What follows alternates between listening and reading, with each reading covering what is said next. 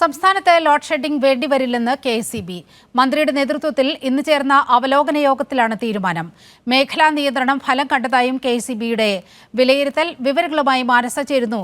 മാനസ, KSEB എന്തെല്ലാം കാര്യങ്ങളാണ് പറഞ്ഞുവെക്കുന്നത് ഇപ്പോൾ? ദീന കഴിഞ്ഞ കുറച്ച് ദിവസങ്ങളിലായി ഉഷ്ണതരംഗ സാധ്യത ഉൾപ്പെടെ റിപ്പോർട്ട് ചെയ്ത സാഹചര്യത്തിൽ സംസ്ഥാനത്ത് വൈദ്യുതി ഉപഭോഗം വലിയ രീതിയിൽ വർദ്ധിച്ചു വരുന്ന ഒരു സാഹചര്യം ഉണ്ടായിരുന്നു.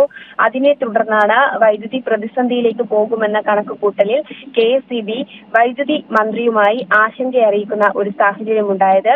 തുടർന്ന് വൈദ്യുതി മന്ത്രി കെ കൃഷ്ണൻകുട്ടി തന്നെ പറഞ്ഞ കാര്യങ്ങളാണ് സംസ്ഥാനത്ത് ലോഡ് ഷെഡിങ്ങോ അതേപോലെ പവർ കട്ടോ തുടങ്ങിയ കാര്യങ്ങളൊന്നും ഏർപ്പെടുത്താൻ സാധിക്കില്ല. അല്ലാത്ത മാർഗങ്ങൾ കെ.എസ്.ഇ.ബിക്ക് സ്വീകരിക്കാം എന്ന് പറഞ്ഞിരുന്നു. അതിന്റെ അടിസ്ഥാനത്തിൽ കെ.എസ്.ഇ.ബി ചർച്ച ചെയ്ത് മേഖലാ നിയന്ത്രണങ്ങൾ ഉൾപ്പെടെ നടത്തുന്ന ഒരു സാഹചര്യം ഉണ്ടായിരുന്നു. അതിനെ തുടർന്ന് ഗണ്യമായി ദിവസേനയുള്ള ഉപയോഗം കുറയുന്ന ഒരു സാഹചര്യം ഉണ്ടായി.